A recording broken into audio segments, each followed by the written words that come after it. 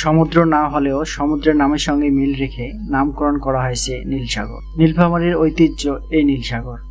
জেলা সদর থেকে 14 কিলোমিটার দূরত্ব এর অবস্থান। হ্যালো বন্ধুরা, আজকে আমি যে স্থানটিতে এসেছি তার নীল সাগর। আমার পিছনে দেখতে পাচ্ছেন আপনারা নীল সাগর রেস্ট হাউস। এখন আপনাদেরকে ঘুরিয়ে দেখাবো পুরো নীল সাগর এলাকাটি।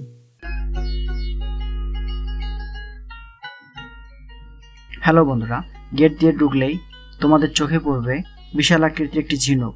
ঝিনুকের মাঝখানে রয়েছে একটি মুক্ত, যা এই দিঘিটির শোভা বাড়িয়েছে। এর আয়তন 53.9 একর। 8ম শতাব্দীতে এটি খনন করা হয়েছিল বলে জানা যায়।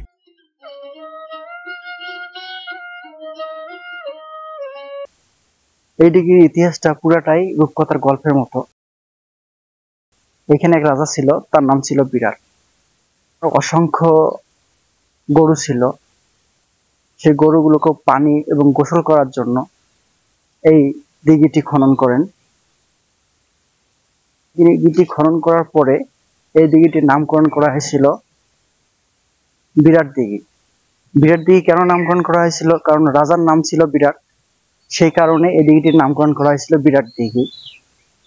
এর পরবর্তীতে নীলফামারী জেলার নাম অনুসরণ করে এই দিঘিটির নামকরণ করা হয়েছে নীল সাগর। আর এই দিঘিটির আরো একটি রূপকথার গল্প রয়েছে। এই দিঘিটির মাঝখানে একটা স্থান রয়েছে।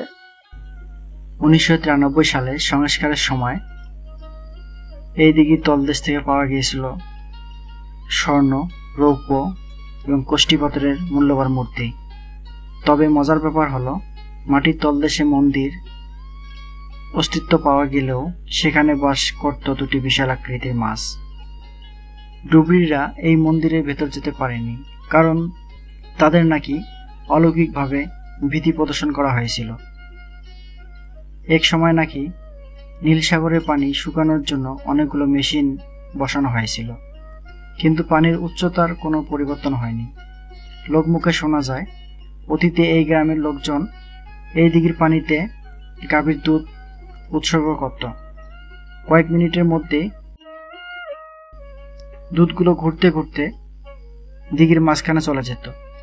তাদের বিশ্বাস ছিল এতে গাভীর দুধ বেশি হবে এবং দুষ্টকারীদের দৃষ্টি থেকে গাভীটি রক্ষা পাবে।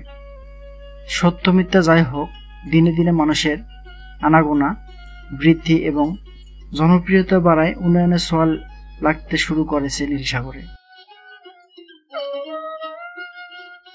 নীল সাগর দিঘির পাড়ে রয়েছে বনফুলের গাছ, নারিকেল গাছ, মেহগনি গাছ, শিশু গাছ এবং আকাশমণি সহ বিভিন্ন জাতের জানা অজানা ফুল ও ফলের গাছ।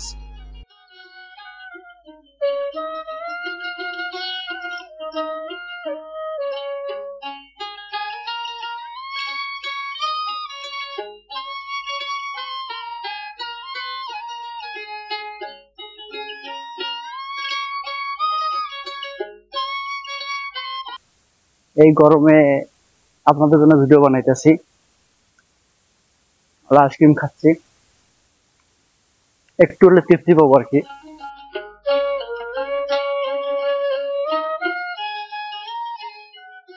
গরমে আইসক্রিম খেলে অনেক তৃপ্তি হয় মনে হচ্ছে, এখন অনেকটা ভালো লাগতেছে। ছোট বাচ্চার মতো দোল খাচ্ছি বন্ধুরা। আপনারা এসে এখানে দোল খেতে পারেন। এখানে টিকিট মূল্য সর্বোচ্চ 20 টাকা। পরিবেশটা অনেক সুন্দর, না আসলে বুঝবেন না আর কি। আপনারা যদি এখানে আসেন তাহলে আপনাদের মন খারাপ থাকলেও ভালো হয়ে যাবে ইনশাআল্লাহ। এখন আমার বিদায় নেওয়ার পালা। দেখতে দেখতে বিকেল হয়ে গেল, সন্ধ্যা গড়িয়ে এলো, তাই তো আমাকে বিদায় নিতে হবে। নেক্সট দেখা হবে পরবর্তী কোনো ভিডিও নিয়ে। আমার ভিডিওটি যদি আপনাদের ভালো লেগে থাকে তারা আমার চ্যানেলটি সাবস্ক্রাইব করুন, আইকন বাটনটি অন করে রাখুন। ভালো থাকুন, সুস্থ থাকুন। আল্লাহ হাফেজ।